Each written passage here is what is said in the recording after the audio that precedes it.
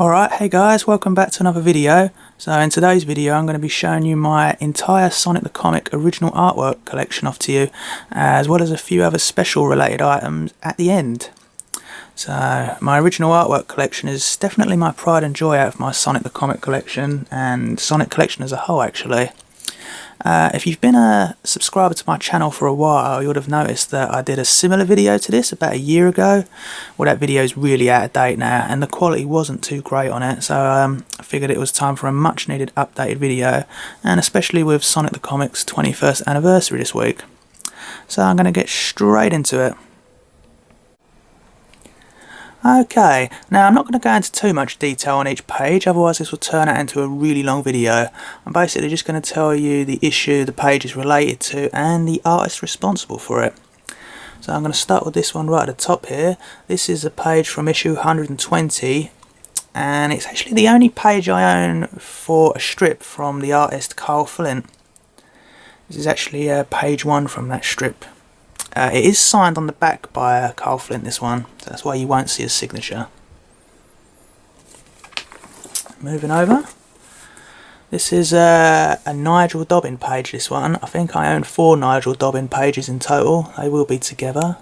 This is from issue 138. And Nigel Dobbyn has signed all of these on the front. You can see there. I have quite a few of the pages on the backs as well to make more room for space. This is a towel strip, which was from 114.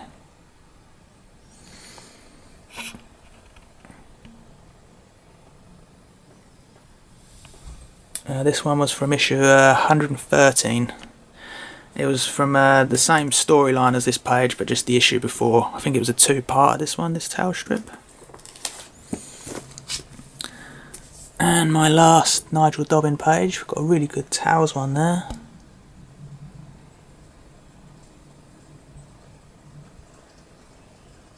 And this one was also from issue 113.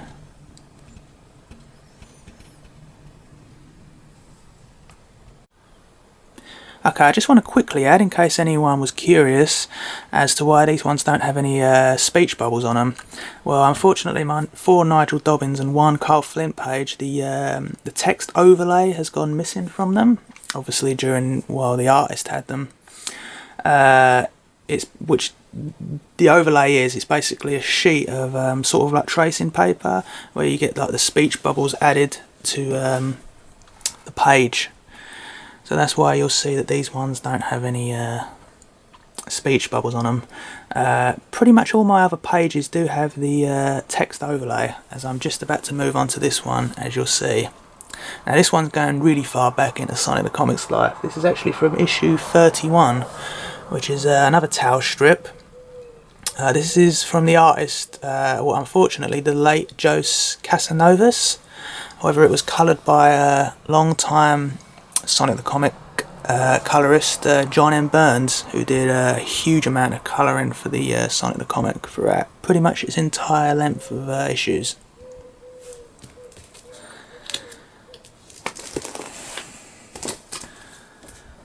Here we have a Sonic one from Jose Casanovas. This is actually the only one I have signed from him also, which is at the top there.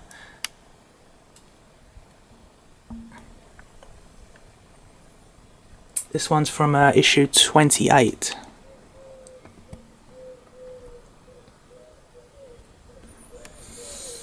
Now we come on to this one. Now for some reason this one has a sort of tracing paper overlay on the top of it. It doesn't actually look this excuse me, it doesn't actually look this sort of like faded look.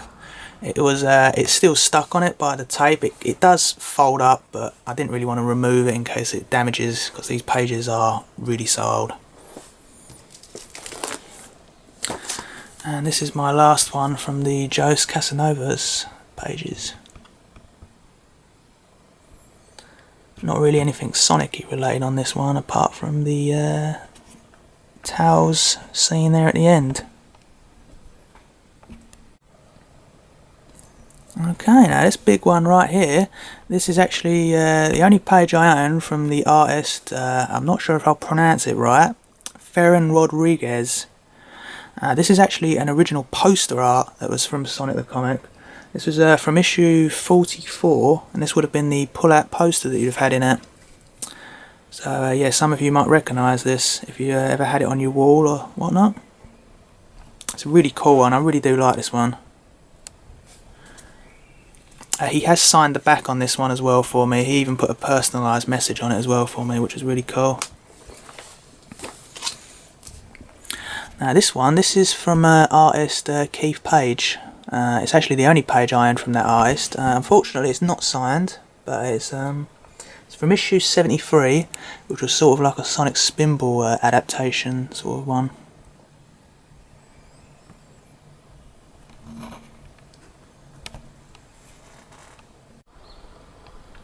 Okay, now we start to move on to my Richard Elson pages. Now if you know what Sonic the Comic is, you pretty much know who Richard Elson is. Certainly one of my favourite artists of all time.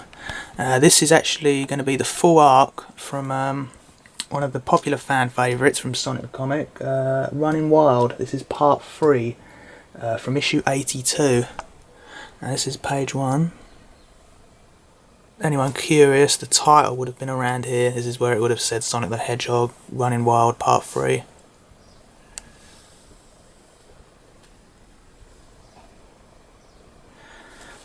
And Richard Elson has signed all the pages I own of his. They'll either be on the front or the back, as you can see there.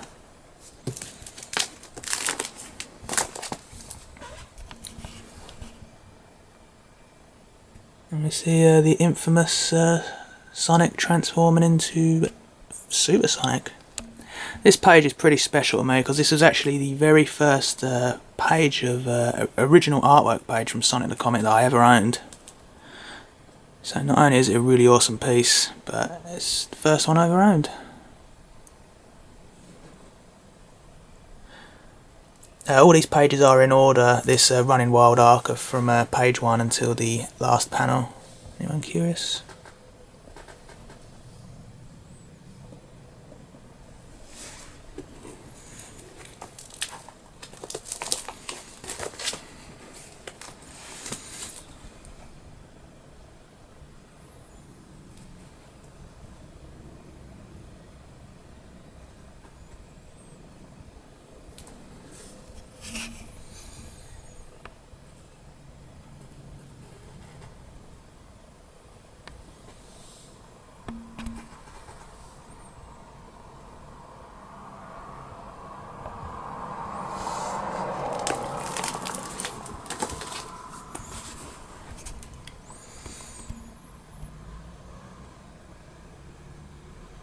That's a really cool one there. Just look at that. Look how many different drawn Super Sonics you got there on that panel.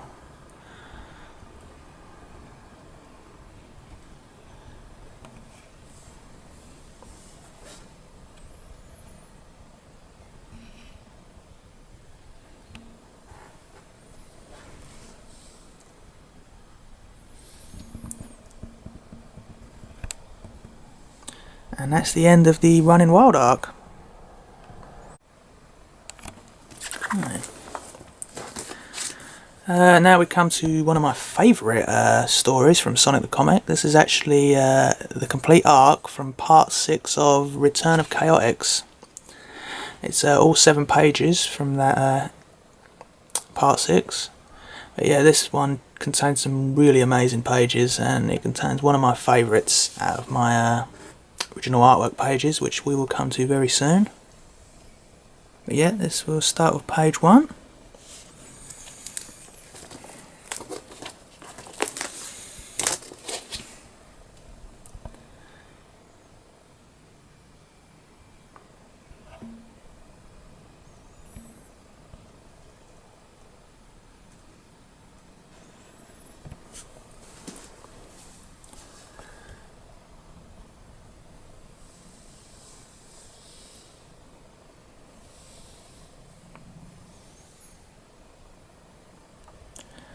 And now we come to probably one of my favourite pages, this one right here.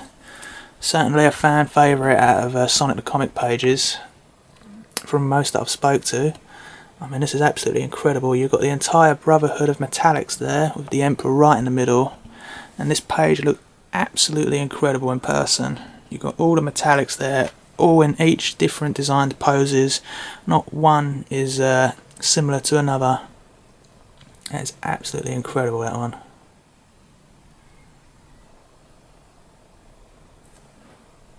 Moving on to the next one. This is actually the only Richard Elson page that I own that doesn't have the lettering sheet, unfortunately.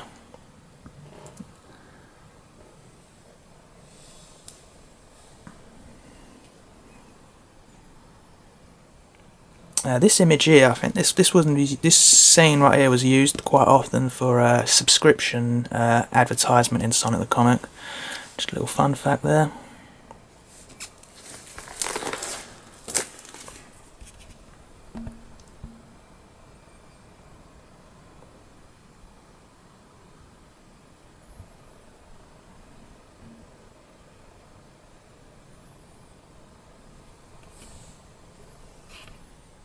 And now the final page from part 6 of Return of Chaotix. Really cool scene there. And the very first scene of Metal Knuckles, who would appear about, I think it was about 30 issues after this one.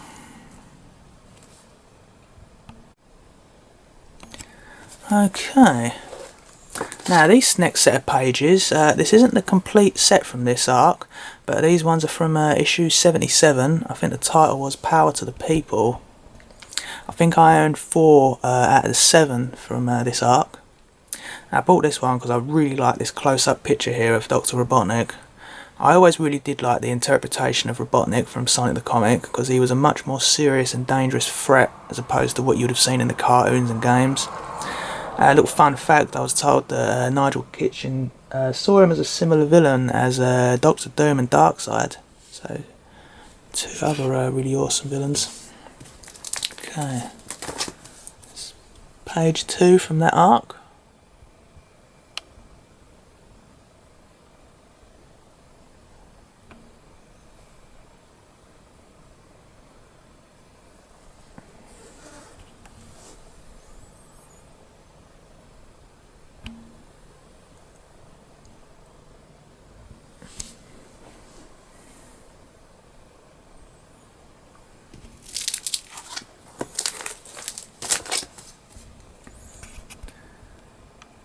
And this is where it sort of skips a few pages, and it's sort of gone to it's sort of like the middle of the arc that I don't own from this issue set.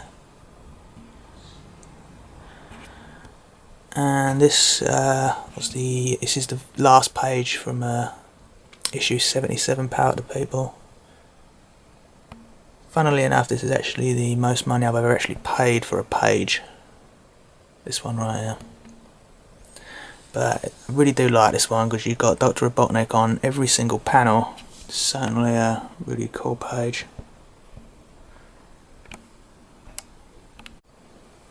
Okay. Now this one. This is from issue 102. It's actually the only page I own from this arc, but it is the last page from that story. But I really do like this one because it has. I really like this classic sort of Sonic pose you have here at the end here with the wink. Yeah. Now then, we start to move on to my very first front cover for Sonic the Comic. This is from issues. This is the front cover for issue 59. Actually says it at the top there. From the artist Carl Flint. Now, as you'll see, it also has a tracing overlay on this. It does sort of fold up and reveals like its true colour, and you can basically see everything on there. I did ask Carl Flint about the tracing overlay on it, and he said they was on there basically from when it was copied to go to print. So it's been on there like nearly 20 years, so I didn't really want to risk moving it because it's taped at the back there, and I had a look and I saw it and I thought if I start removing that it's going to start ripping the back of the page, so I was like, yeah, we'll leave that one on there. But yeah, that's really cool.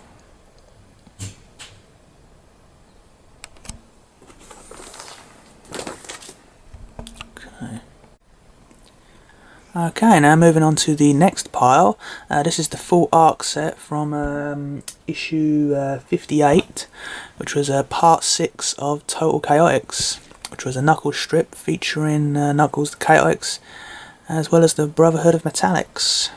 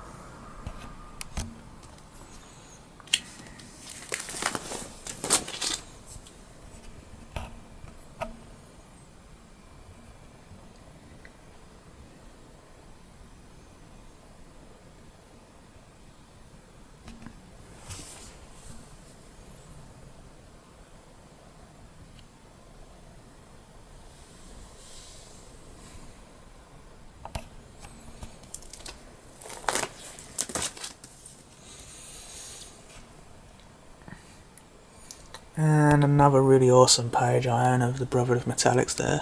That really cool last scene there of them.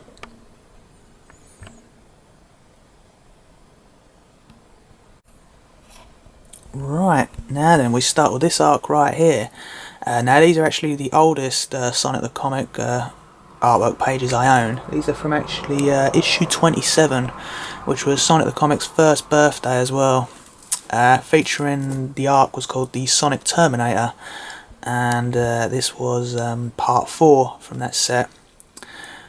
It's probably one of my favourite issues, not just because it's also a really awesome Sonic CD adaptation, but it was actually, issue 27 was actually the very first issue of Sonic the Comic I ever owned, which I'm sure you've seen me say in the previous video.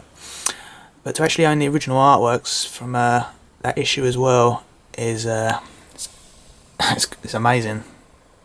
Richard Elson was really nice enough to sell me these pages. And there's some really true stunning ones in there.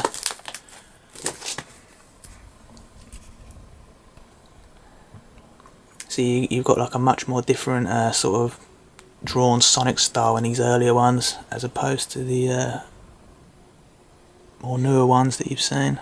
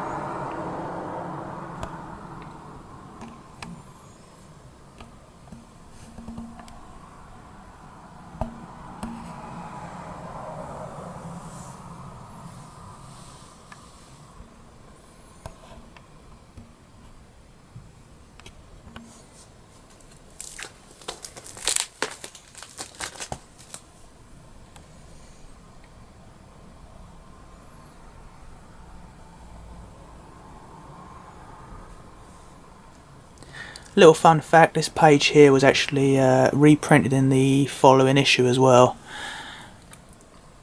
As there's two Sonics in there, one's from the future, as you can sort of see here, so this scene sort of repeated itself in the next issue as the current Sonic in this issue goes into the future and repeats this scene, so it's sort of kind of like owning two pages in one. It actually says it on the back as well on there. And the final page from the Sonic Terminator Part 4. If anyone's curious as to where my avatar on YouTube come from, it is this page right here. So another little fact for you there. Another really awesome page.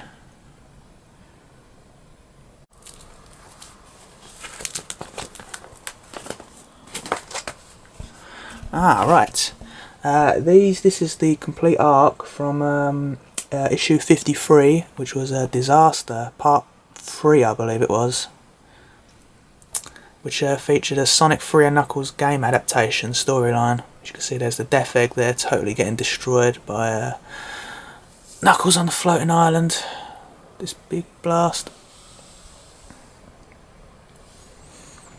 I really like this page because it sort of represents how things were in the past, because you've got sort of Sonic holding a gun there, something I really much doubt you would see Sonic doing nowadays in a game or the Archie comics, for instance. Sort of see how much things more were laid back in the 90s, the early 90s I should say.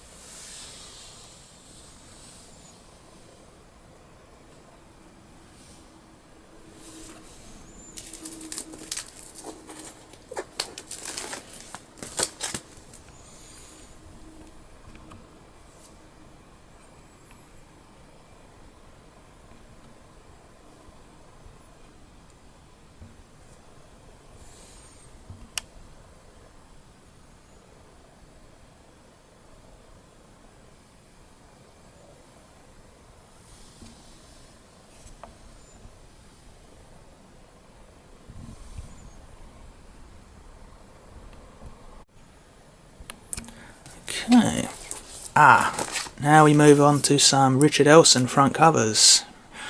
I'll start with this one right here. This is from issue 125. This is the front cover. Little fun fact, this is actually the very first piece of Sonic the Comic related work that was photoshopped.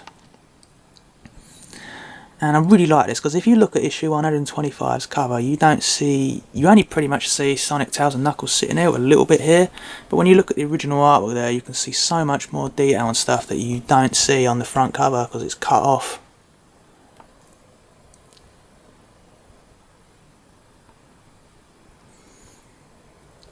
And now we move on to this one. This is the front cover artwork for 76.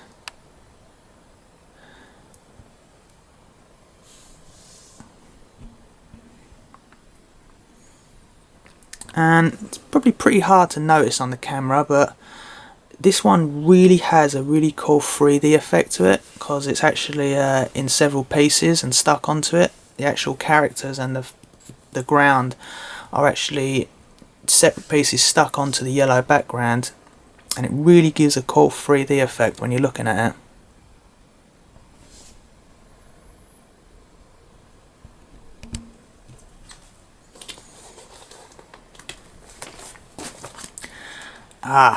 Definitely one of my favourites out of my covers. This is the front cover art from issue 37, which is the earliest front cover art I own.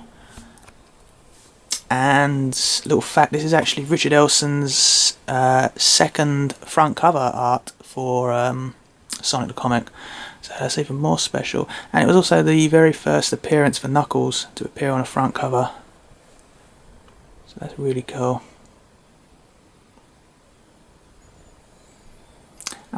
Now moving on to these, I plan on doing a separate video to this, going into more detail on these, but these are actually Sonic the Comic unpublished pages from Lew Stringer, and there's two of them here, and I'll tell you why they're unpublished pages. Before Sonic the Comic went to print, Lew Stringer applied for a job as an artist for Sonic the Comic, and these are the pages he supplied to them. Now, he was turned down as an artist, however he was hired as a writer for the comic, to sort of bring a sort of light-hearted and more comedy and element to the Sonic the Comic, as opposed to the more sort of serious tone Nigel Kitchen strips. However, two of my favourite arcs from Sonic the Comic are by Lew Stringer, and that would be Project Brutus and the Game Over arc. So yeah, this is page 1, and the other page is actually coloured. As you can see, it says at the top there, you've got Sonic the Comic Sample 2. The other one we've just seen says Sonic the Comic Sample 1. Lew Stringer's name.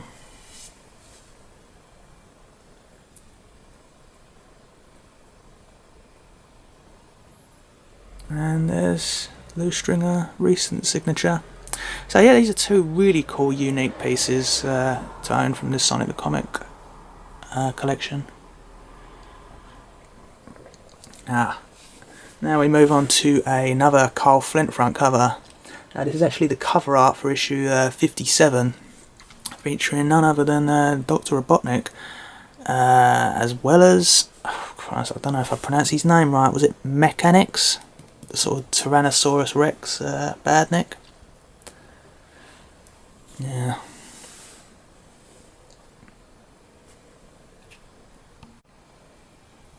And moving on with some more front cover artworks. This one is a Peter Richardson page. This was actually the front cover art from, what was it? It was 43. It's the only Peter Richardson page I own, and it featured a Streets of Rage front cover, as there was quite a lot of Peter Richardson's artwork from the Streets of Rage video game in Sonic the Comic. Unfortunately, it's not signed by him, but now move on to this one. Definitely a landmark front cover art for Sonic the Comic. This is actually from issue 50's front cover by the artist Carl Flint. It's a pretty big one. I'll zoom out a little bit there. If you recognise the cover art for this one, but you notice it looks a bit different, I can tell you why. Because if you look at the original front cover, Sonic's actually pretty much all gold. I was told it was edited on a computer to make it look more gold in this one, as opposed to the more silver look.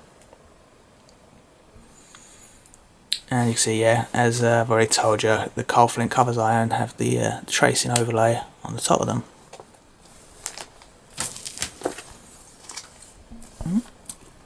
Some blank pages here. Then we move on to this one, which is, I'm going to probably say, my favourite front cover artwork I own, because it's absolutely incredible. This one is from, this is the front cover artwork for issue 98, which was the sort of another fan favourite, the Doomsday arc. And I really like this front cover, because you've got severally drawn different Sonics in all different poses, looking like that. This one was actually coloured by John M. Burns also. It was drawn by Richard Elson, but coloured by John M. Burns.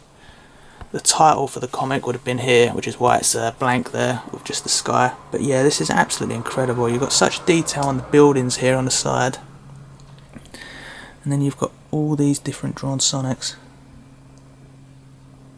Until you get to the big one, right there.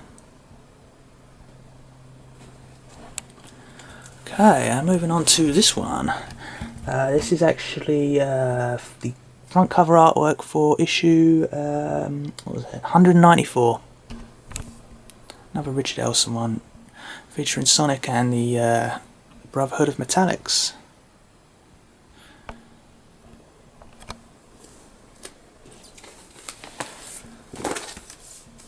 And we come to another one. This is the front cover artwork for issue 193, so the issue before the one you've just seen there. I should have had it the other way around with placing these in the sleeves. But I really like this one because the thing I noticed, this is actually Kintabor's only appearance on a Sonic the Comic front cover, unless you include the Badnik version he was in on Mick McMahon's cover, which I think was around 140 something, I'm not too sure. although his face wasn't on the screen on that one, it should be noticed. So this is kind of the only official Kinterbor appearance on a Sonic front cover. You've also got the brand Classic Sonic there at the bottom there, just pointing it out.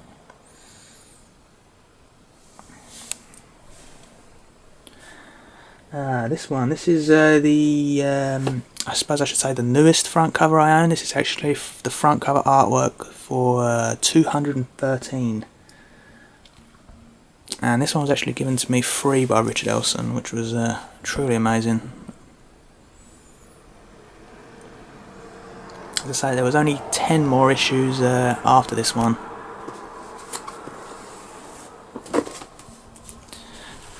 This one right here. This is the front cover artwork for issue 182 from another fan favourite, the Sonic Adventure game adaptation arc, which was also the very last new strip for the Sonic the comic.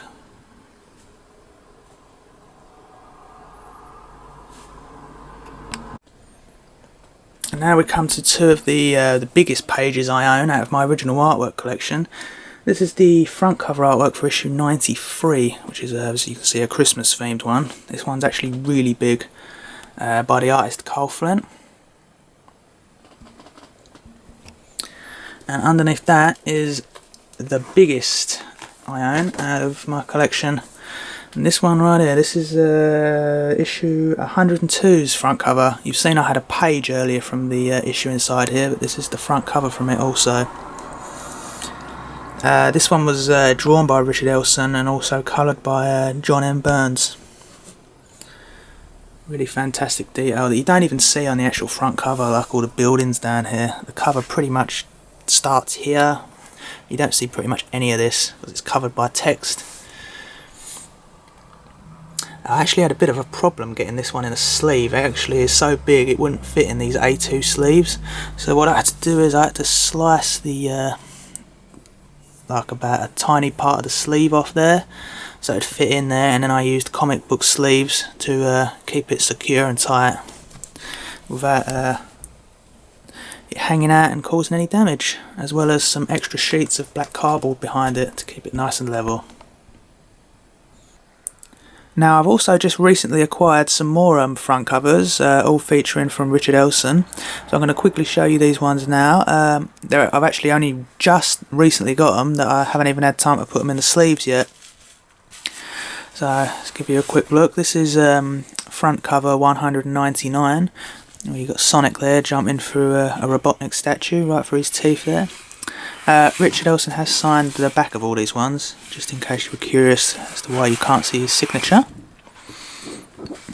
Got some really cool Supersonic ones in here. That's actually Supersonic's hands, with a startled Sonic there, which is cover 206.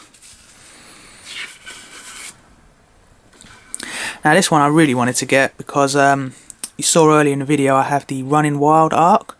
Well, this is actually a front cover for that arc. When that story arc was reprinted later on in the issue, it had a new front cover done for it. So I really did want to get this one. Now this is cover 204 as well. And finally, another Supersonic one holding a defeated Amy and Tails there, which is really cool. This one's cover 203. Now, I said at the beginning of this video I had a few special gems to show you, and I'm going to show you them right now. Basically what I'm going to be showing you is things I've received from either buying from the official staff that worked on Sonic the Comic, through either meeting them in person or things that I've bought from them online. Starting with this one right here. This is actually from Carl Flint. We've got a little thank you note here for buying his artwork, and we've got this little card here which is really cool. This is actually sort of like his business card. It's sort of like something he would have used, he probably still does use, to advertise maybe when he's applying for a job, showcasing his artwork. On the back it has a page from a towel strip, if I remember rightly.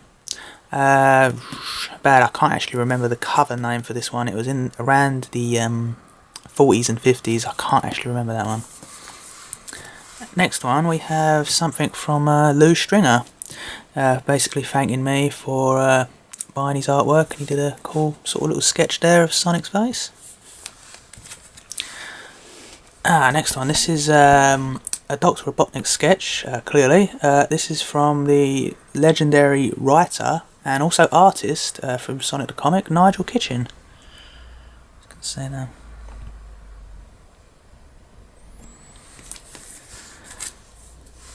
Now, if you've seen my other video, you've seen I have issue 3 of Sonic the Comic, signed by Ferran Rodriguez when I met him in person.